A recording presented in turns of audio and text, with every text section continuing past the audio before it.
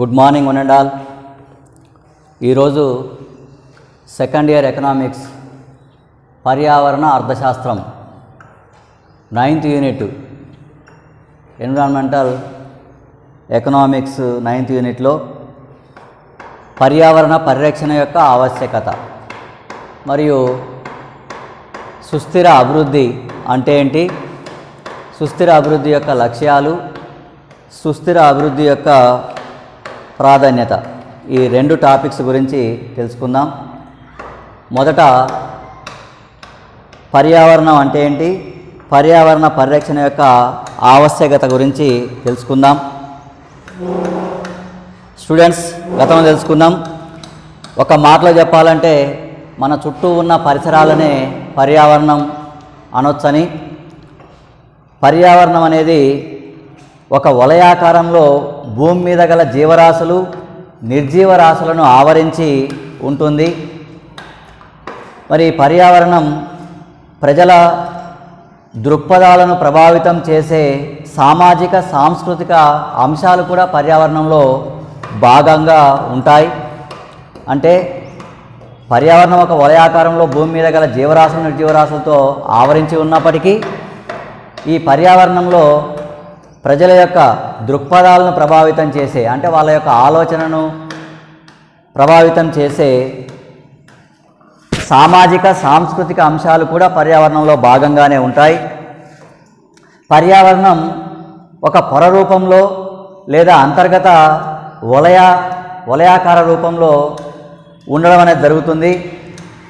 వాస్తవానికి జలావరణం, వాతావరణం, జీవావరణం రూపాల్లో 3 పొరలు పర్యావరణంలో ఉండడం జరుగుతుంది. ఈ 3 పొరల యొక్క పర్యావరణ సమతుల్యాన్ని నిర్వహించడం జరుగుతుంది. ఈ 3 పొరలు పర్యావరణం యొక్క సమతుల్యాన్ని నిర్వహిస్తాయి. మానవులు, జంతువులు, చిన్న చిన్న ప్రాణులు, మొక్కలు, చెట్లు, పక్షులు, మత్స్య సంపద మనుగడ సాగించడానికి పర్యావరణాన్ని ఉమ్మడిగా ఉపయోగించుకోవడం జరుగుతుంది.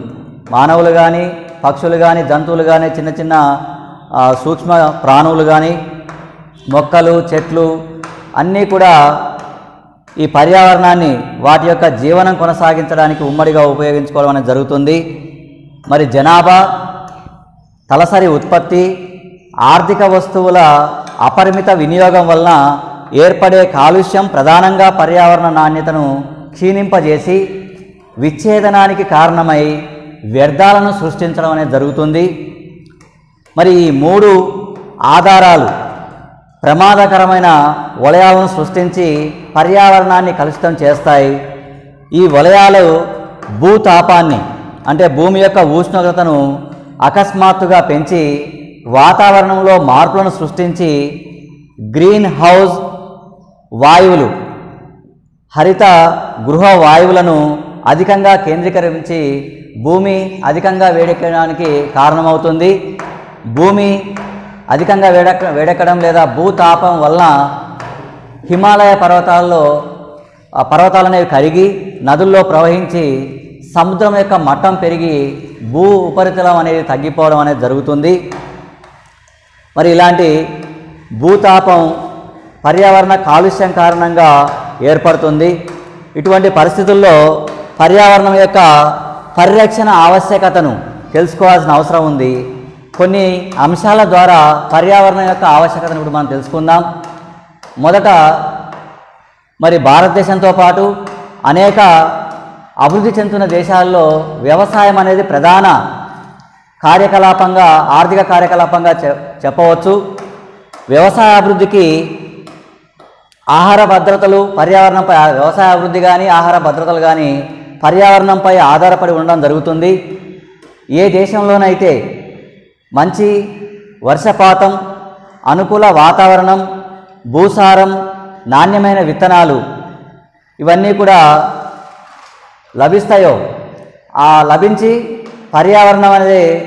పర్యావరణానికి ఈ నాణ్యమైన విత్తనాలు కానీ, భూసారం కానీ, అనుకూల వర్షపాతం కానీ, వాతావరణం కానీ అందజేయబడతాయో అక్కడ అధిక వ్యవసాయ దిగుబడులు ఉండడం జరుగుతుంది. రసాయనిక ఎరువులు, క్రిమిసంహారక మందులు అధికంగా వినియోగించడం వలన పర్యావరణపు సమతుల్యత దెబ్బతిని దీర్ఘకాలంలో ఈ భూమి యొక్క సహజ భూసారం తగ్గి భూమి ఉత్పాదకత శక్తి తగ్గుతుంది. అంటే అభివృద్ధి చెందుతున్న దేశాల్లో వ్యవసాయ రంగం అభివృద్ధి చెందాలంటే విచక్షణారహితంగా రసాయనిక ఎరువులు కానీ క్రిమిసంహారక మందుల వాడకాన్ని తగ్గించాలి. సేంద్రియ పదార్థాల ద్వారా మాత్రమే సేద్యం చేసినట్లయితే భూమి యొక్క ఉత్పాదకత శక్తి పెరగడానికి అవకాశం ఉంది, భూమి యొక్క సహజ లక్షణాలు పెంపొందడానికి అవకాశం ఉంది.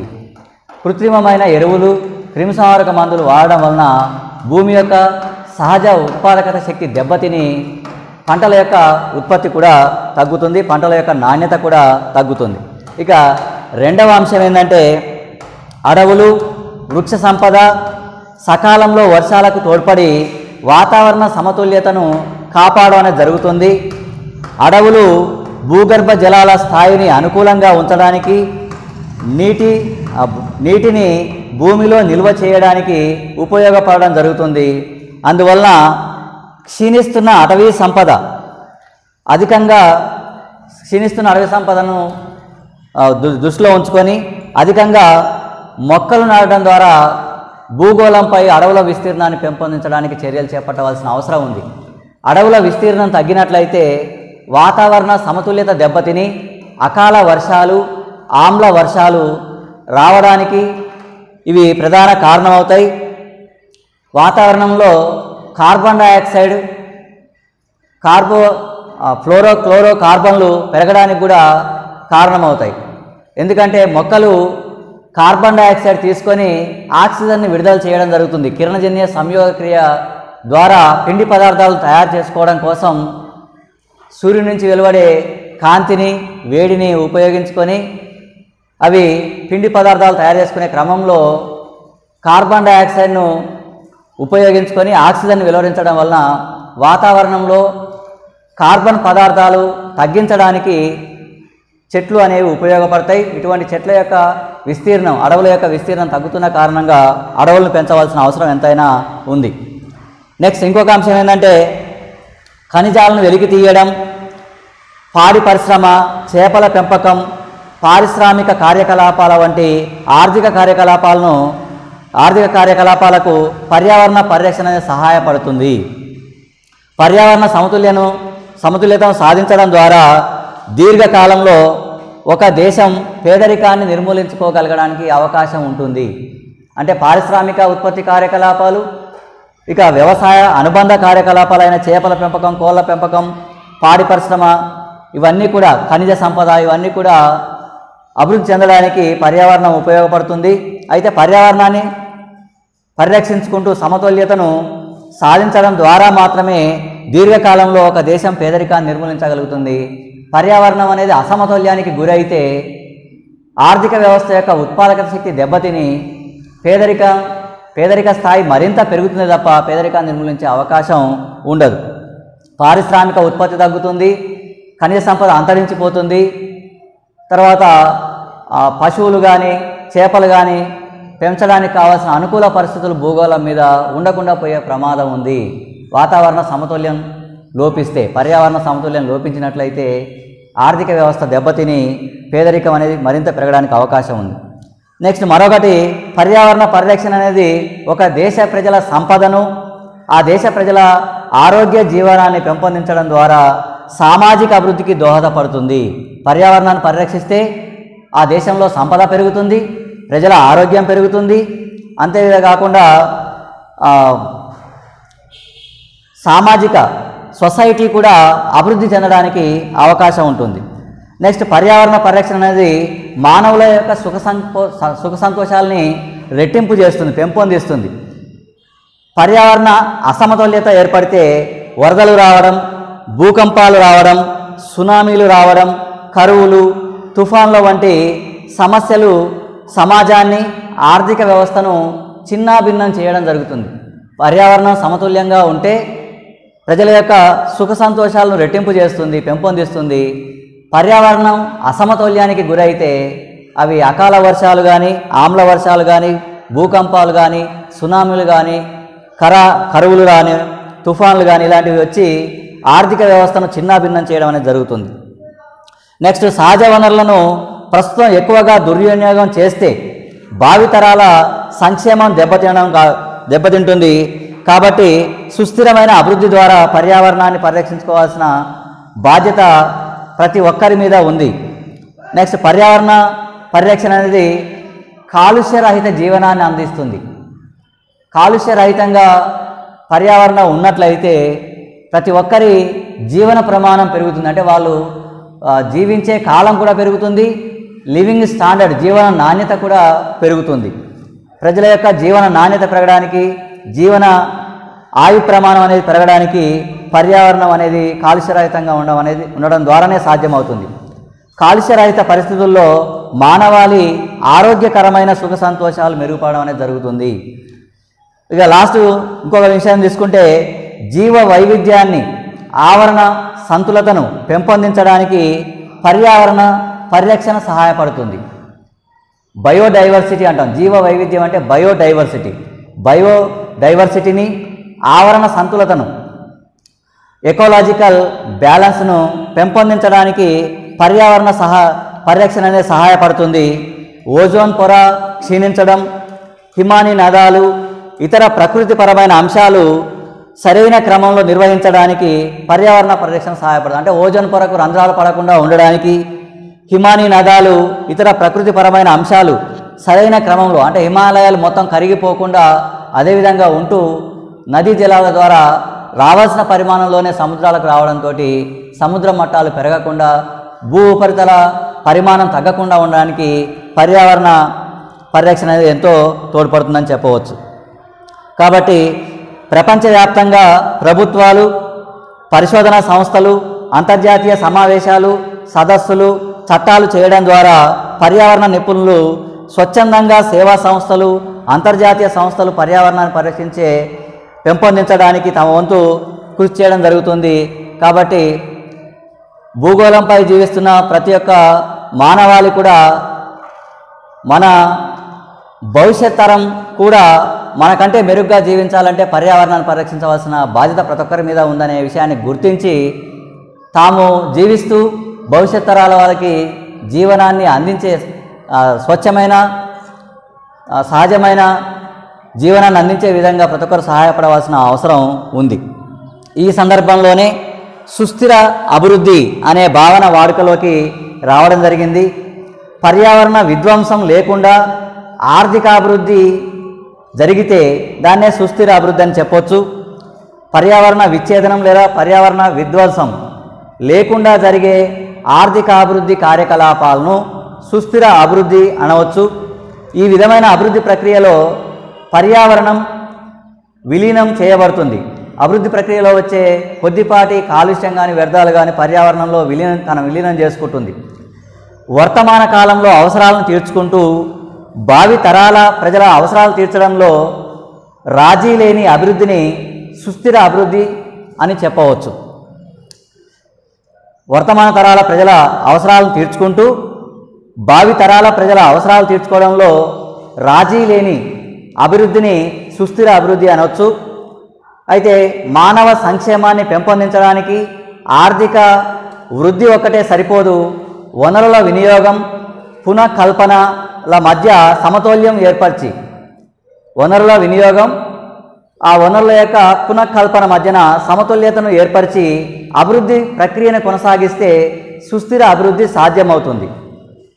సుస్థిర రూపంలో ఉన్న అభివృద్ధిని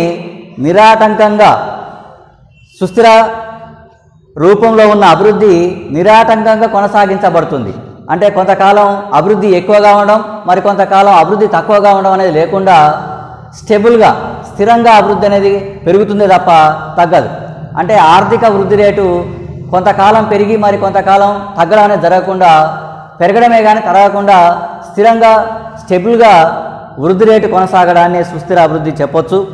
ప్రపంచవ్యాప్తంగా పర్యావరణ పరిరక్షణ వ్యూహంలో మొట్టమొదట 1980లో సుస్థిర అభివృద్ధి భావనను తెలియజేయడం జరిగింది. ఈ పదం సాధారణంగా ఉపయోగంలోకి తెచ్చింది బ్రట్లాండ్ కమిషన్ తన నివేదిక ద్వారా సుస్థిర అభివృద్ధి అనే పదం అనేది వాడుకలోకి తెచ్చింది. అయితే 1990లో డాలీ అనే వ్యక్తి సుస్థిర అభివృద్ధికి 3 నియమాలను తెలియజేయడం జరిగింది. అందులో ఒకటి, పునరుద్ధరించగలిగే వనరులను పునఃకల్పన రేటుకు మించి ఉపయోగించకూడదు. పునరుద్ధరించగలిగే సహజ వనరులని తిరిగి పెంపొందించే రేటు కంటే మించి వనరులను అనేవి సహజ వనరులను ఆర్థిక కార్యకలాపాల కోసం ఉపయోగించకూడదు. రెండవది, పునరుద్ధరించడానికి వీలు లేని సహజ వనరులను ప్రత్యామ్నాయ వనరులు లభించే రేటు కంటే ఎక్కువ రేటులో ఉపయోగించకూడదు. పునరుద్ధరించలేని సహజ వనరులను వాటి ప్రత్యామ్నాయ వనరులు లభించే రేటు కంటే ఎక్కువ రేటులో ఉపయోగించకూడదు. మూడవది, పర్యావరణం అనేది విలీనం చేసుకోగలిగిన సామర్థ్యం కంటే, పర్యావరణం కాలుష్యాన్ని విలీనం చేసుకోగలిగే సామర్థ్యం కంటే ఎక్కువ పరిమాణంలో కాలుష్య పదార్థాలు పర్యావరణంలోకి విసర్జించకూడదు. పర్యావరణం కాలుష్య పదార్థాలను తాను జీర్ణం చేసుకునే శక్తి కంటే ఎక్కువ పరిమాణంలో కాలుష్య పదార్థాలను పర్యావరణంలో విసర్జించకూడదు. అట్లా విసర్జించినట్లయితే తన సహజ సిద్ధంగా ఉండే కాలుష్య పదార్థాలను జీర్ణించుకునే శక్తిని కోల్పోయి పర్యావరణ వనరులు డిగ్రేడ్ అయ్యి ఉత్పాదకత శక్తి తగ్గుతుంది. ప్రజల యొక్క ఆరోగ్య స్థితి కూడా హీనంగా ఉండడం జరుగుతుంది. ఆర్థిక కార్యకలాపాల్లో క్షీణత జరుగుతుంది. అంతేకాకుండా పేదరికం పెరగడం కూడా జరుగుతుంది. మరి ఇటువంటి సుస్థిర అభివృద్ధిలో ప్రధానంగా 4 లక్ష్యాలు ఉన్నాయి. సుస్థిర అభివృద్ధిలో లక్ష్యాలు: వృద్ధి లేదా ఆదాయాలలో పెరుగుదల. ఒక దేశంలో ఆర్థిక వృద్ధి పెంచాలి లేదా ప్రజల ఆదాయాల్లో పెరుగుదల సాధించాలనేది సుస్థిర అభివృద్ధిలో మొదటి లక్ష్యం. సుస్థిర అభివృద్ధి అనేది అన్ని వర్గాల ప్రజల జీవన ప్రమాణాలను పెంపొందించే ఉద్దేశంతో ఉంటుంది. విద్య, ఆరోగ్యం, ప్రజా జీవనంలో భాగస్వామ్యం, స్వచ్ఛమైన వాతావరణం, సమన్యాయం పెంపొందించడం, భావి తరాల జీవన ప్రమాణాలను పెంపొందించడానికి సుస్థిర అభివృద్ధిలో సమ్మిళితం చేయబడుతున్నాయి. సుస్థిరమైన అభివృద్ధిలో ఇవన్నీ కూడా విద్య, ఆరోగ్యం, ప్రజా జీవనంలో భాగస్వామ్యం, స్వచ్ఛమైన పర్యావరణం ఇవన్నీ కూడా ఉండాలి. దేశ ప్రజల్లో ఆదాయాలు పెరగాలి. దాంతోపాటు ప్రజల ఆరోగ్యం కానీ, తర్వాత కార్యక్రమాల్లో ప్రజా జీవనంలో ప్రజల యొక్క భాగస్వామ్యం ఉండాలి. స్వచ్ఛమైన పర్యావరణం ఉండాలి. సమన్యాయం అంటే ఉన్నవారు లేనివారు అనే భేదం లేకుండా అన్ని వర్గాలకు అభివృద్ధి ఫలాలు, ఆర్థిక వృద్ధి ఫలాలు అనేవి ప్రజలందరికీ చేరాలి. అది మొదటి లక్ష్యం. ఇక రెండో లక్ష్యం అభివృద్ధి కొనసాగింపు. సుస్థిర అభివృద్ధిలో భౌతిక, మానవపరమైన సహజ మూలధనాలు పరిరక్షించబడి నియమబద్ధంగా ఉపయోగించబడతాయి. ప్రస్తుత కాలంలో, భవిష్యత్తు కాలంలో అభివృద్ధికి ఇది ప్రాధాన్యత ఇస్తుంది.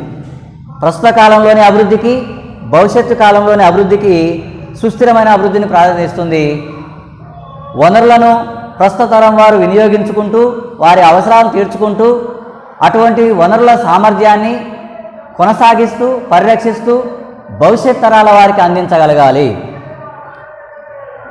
వనరుల యొక్క సామర్థ్యాన్ని వర్తమాన తరాల వాళ్ళు వినియోగించుకుంటూ వాళ్ళ అవసరాలు తీర్చుకుంటూ ఏమాత్రం పర్యావరణపరమైన వనరుల సామర్థ్యాన్ని తగ్గకుండా పరిరక్షిస్తూ కొనసాగిస్తూ భవిష్యత్ తరాల వారికి అందించగలగడమే సుస్థిర అభివృద్ధిగా చెప్పొచ్చు. అంటే ఇది ఒకవైపు ప్రస్తుత కాలంలోని ప్రజల వినియోగ అవసరాలను, మరొక వైపు భవిష్యత్ తరంలోని ప్రజల అవసరాలను దృష్టిలో పెట్టుకొని అభివృద్ధిని కొనసాగిస్తుంది. నెక్స్ట్ మూడవది క్షీణత నియంత్రణ. ఆర్థిక అభివృద్ధి పర్యావరణ క్షీణతకు దారితీస్తుంది కాబట్టి నాణ్యమైన జీవన విధానానికి హాని కలిగించే రీతిలో ఉండకూడదు. ఆర్థిక అభివృద్ధి కార్యకలాపాలు విచ్చలవిడిగా పర్యావరణాన్ని పరిరక్షించకుండా చేపడితే అది ప్రజల యొక్క నాణ్యమైన జీవనానికి హాని కలిగిస్తుంది. కాబట్టి అభివృద్ధి అనేది దీర్ఘకాలంలో ఉత్పాదకత శక్తులను క్షీణింప చేయకూడదు. అంటే నీటి యొక్క స్వచ్ఛత తగ్గకూడదు, గాలి యొక్క స్వచ్ఛత తగ్గకూడదు, భూమి యొక్క నాణ్యత, భూసారం క్షీణించకూడదు, పర్యావరణపరమైన వనరుల యొక్క సామర్థ్యం దెబ్బతినకుండా ప్రస్తుత తరం వాళ్ళ అవసరాలు తీర్చుకోవాల్సిన అవసరం ఉంది. ఇందుకోసం కాలుష్య నివారణ జరగాలి. భూమి, నీరు, గాలి, భూసార నాణ్యత సుస్థిరమైన అభివృద్ధి కోసం కొనసాగించాలి. ఆర్థిక అభివృద్ధికి సంబంధించిన ప్రస్తుత నిర్ణయాలు భావితరాల జీవన ప్రమాణాలను దెబ్బతీయకూడదు. ప్రస్తుత తరాల వాళ్ళ అవసరాలు తీర్చుకోవడం కోసం చేసే నిర్ణయాలు భావితరాల ప్రజల యొక్క అవసరాలను దెబ్బతీయకూడదు. భావితరాల ప్రజల యొక్క ప్రయోజనాలను దెబ్బతీయకుండా ప్రస్తుత తరాల ప్రజల యొక్క అవసరాలు తీర్చుకునే విధంగా నిర్ణయాలు ఉండాలి తప్ప తర్వాత వాళ్ళు ఎడిపోతే ఏందని చెప్పి మనం నిర్ణయం తీసుకుంటే భవిష్యత్ తరాల యొక్క ప్రయోజనాలు దెబ్బతినే అవకాశం ఉంటుంది. నెక్స్ట్ 4వది జీవ వైవిధ్య రక్షణ. బయోడైవర్సిటీని కాపాడడం అనేది సుస్థిర అభివృద్ధిలో చివరి లక్ష్యం. సుస్థిర అభివృద్ధి జీవ వైవిధ్య రక్షణకు ప్రాధాన్యతనిస్తుంది.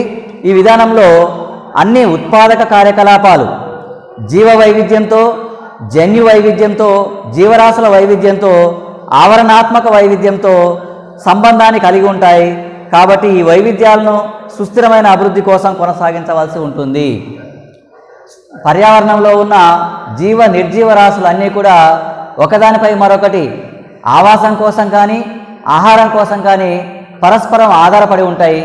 ఇది ఒక చైన్లోని గొలుసు వలె లింకులను కలిగి ఉంటుంది. చైన్లోని ఏ ఒక్క లింకు తెగిపోయినా అది తిరిగి మానవుని యొక్క భవిష్యత్తు జీవనం పైన ప్రభావాన్ని చూపుతుంది. మొక్కలు, జంతువులు, పక్షులు, మానవుల యొక్క హారంలో అంటే గొలుసులో ఏ ఒక్క లింకు తెగిపోయినా కూడా అది మిగతా జీవరాశుల ఉనికిని దెబ్బతీస్తుందని చెప్పొచ్చు. కాబట్టి ఆ లింకు తెగకుండా జీవ వైవిధ్యాన్ని పరిరక్షించవలసిన అవసరం గుర్తిస్తుంది సుస్థిరమైన అభివృద్ధి ఆ లక్ష్యాన్ని. అందుకే జీవ వైవిధ్య రక్షణ అనేది ఒక లక్ష్యాన్ని తీసుకుంది. నెక్స్ట్ ఈ సుస్థిరమైన అభివృద్ధి యొక్క ఇంపార్టెన్స్ ఏంటి? ఒక ఆర్థిక వ్యవస్థలో, ఒక దేశ పర్యావరణంలో సుస్థిర అభివృద్ధి ప్రాధాన్యత ఏంటి అనేది కొన్ని అంశాల ద్వారా చెప్పొచ్చు. ప్రపంచ స్థాయిలో సుస్థిర అభివృద్ధి ప్రాధాన్యత దృష్టిలో ఉంచుకొని ఐక్యరాజ్య సమితి 2005-15 దశాబ్దాన్ని సుస్థిర అభివృద్ధి కోసం విద్యగా ప్రకటించడం జరిగింది. 2005 నుంచి 15వ సంవత్సరం మధ్యన 10 సంవత్సరాల కాలాన్ని, ఆ దశాబ్దాన్ని ఐక్యరాజ్య సమితి సుస్థిర అభివృద్ధి కోసం విద్య అనే దశాబ్దంగా ప్రకటించడం జరిగింది.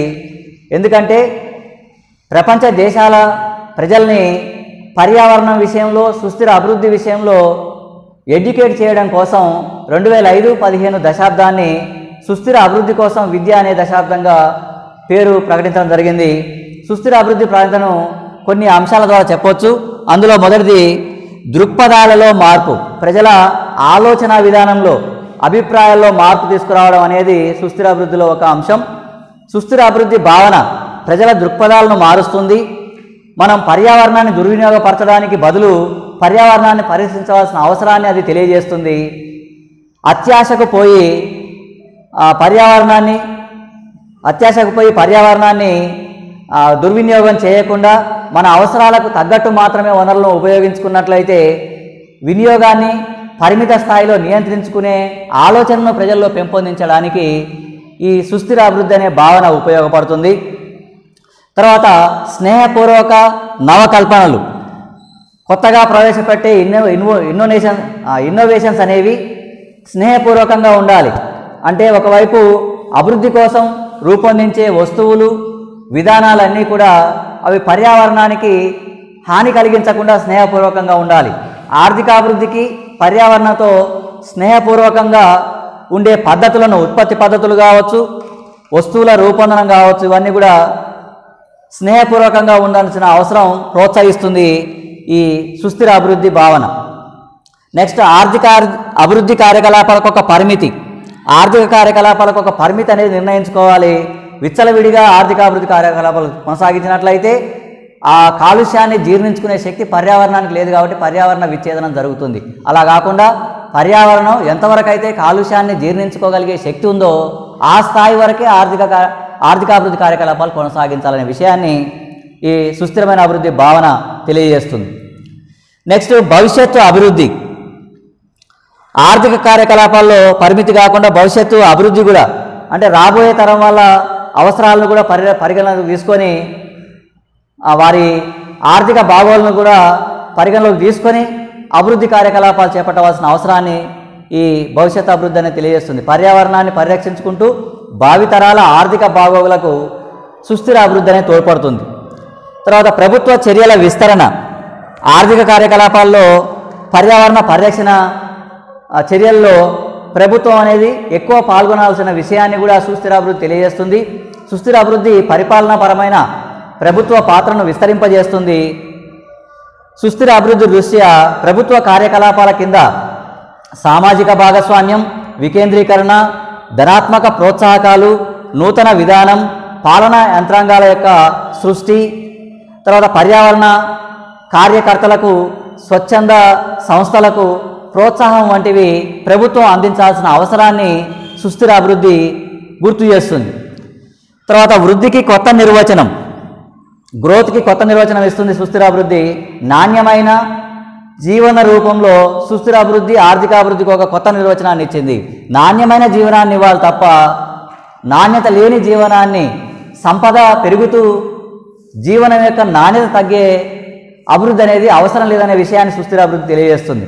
వనరుల సంరక్షణ, వనరుల యొక్క సంరక్షణ కూడా సుస్థిర అభివృద్ధి పరిగణలోకి తీసుకుంటుంది. అభివృద్ధి నిరంతరం కొనసాగుతుంటే సమానత్వ స్వభావంతో ఉండడానికి వనరుల సంరక్షణ అవసరాన్ని పదే పదే గుర్తు చేస్తుంది. ఈ విధంగా వృద్ధి వనరుల పునఃసృష్టిని ప్రోత్సహిస్తుంది.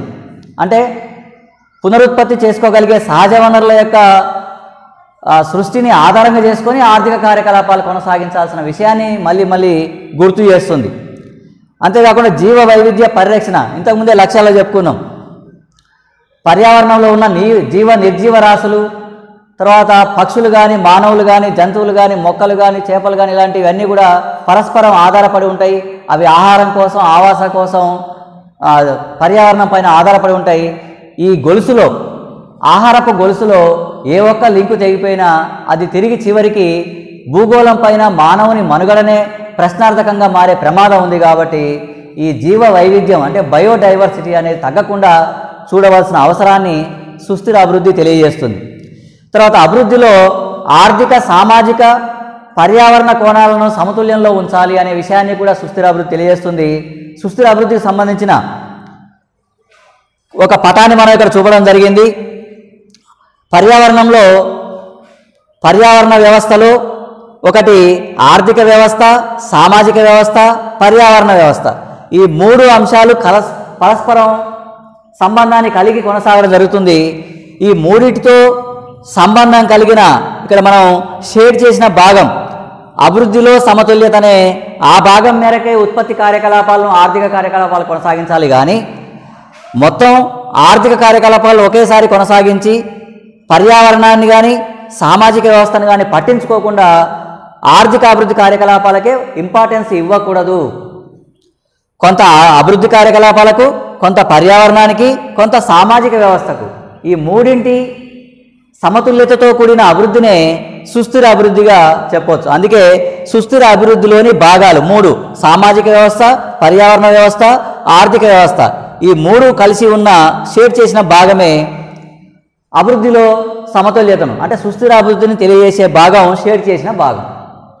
ఆ విధంగా కొనసాగాలి తప్ప విచక్షణ రహితంగా పర్యావరణాన్ని పట్టించుకోకుండా, సామాజిక వ్యవస్థను పట్టించుకోకుండా కేవలం ఆర్థిక అభివృద్ధి కార్యకలాపాల మీదనే దృష్టి కేంద్రీకరించినట్లయితే అది పర్యావరణాన్ని దెబ్బతీస్తుంది, సామాజిక వ్యవస్థను దెబ్బతీస్తుంది అనే విషయాన్ని ఇక్కడ ఈ పటం మనకు తెలియజేస్తుంది. చివరగా ప్రకృతికి గల ప్రాధాన్యతను గుర్తించడం. సుస్థిర అభివృద్ధి అనేది ప్రకృతికి గల ప్రాధాన్యతను, ప్రకృతి యొక్క ప్రాధాన్యతను, అభివృద్ధితో ఉన్న సంబంధాన్ని, భాగస్వామ్యాన్ని గుర్తింపు చేస్తుంది. మనం నివసించే భూమి అన్ని జీవరాశులకు మనుగడకు ఉద్దేశించబడ్డది. కానీ ఒక్క మానవాళికి మాత్రమే కాదు, మానవుని ఒక్కని కోసమే పర్యావరణం అని లేదు. భూగోళంపై ఉన్న అన్ని జీవరాశులకు పర్యావరణం అనేది మనుగడ కోసం ఉపయోగపడాలి. మనం అందరం దీన్ని పరిరక్షించి పదిలంగా ఉంచి భావితరాలకు అందేలా మనమందరం సుస్థిరంగా, సమిష్టిగా భూమాతను సుస్థిరంగా ఆరోగ్యప్రదంగా ఉంచడానికి కృషి చేయవలసిన అవసరాన్ని సుస్థిర అభివృద్ధి గుర్తు చేస్తుంది. పర్యావరణాన్ని, అందులోని వనరులను పరిరక్షించవలసిన అవసరాన్ని కూడా దృఢంగా సుస్థిరమైన అభివృద్ధి తెలియజేస్తుంది. పర్యావరణపరమైన వనరులను పరిరక్షించవలసిన, తర్వాత పదిలపరచవలసిన, అవసరాన్ని కూడా దృఢంగా సుస్థిరమైన అభివృద్ధి తెలియజేస్తుందని చెప్పొచ్చు. ఇది సుస్థిరమైన అభివృద్ధిలో ఉన్న సుస్థిరమైన అభివృద్ధి యొక్క లక్ష్యాలు, సుస్థిరమైన అభివృద్ధిలో యొక్క ప్రాధాన్యత, సుస్థిరమైన అభివృద్ధి ఎందుకు అవసరం, తర్వాత సుస్థిరమైన అభివృద్ధి ఏ లక్ష్యాలు సాధించడం కోసం పనిచేస్తుంది. Okay students, thank you.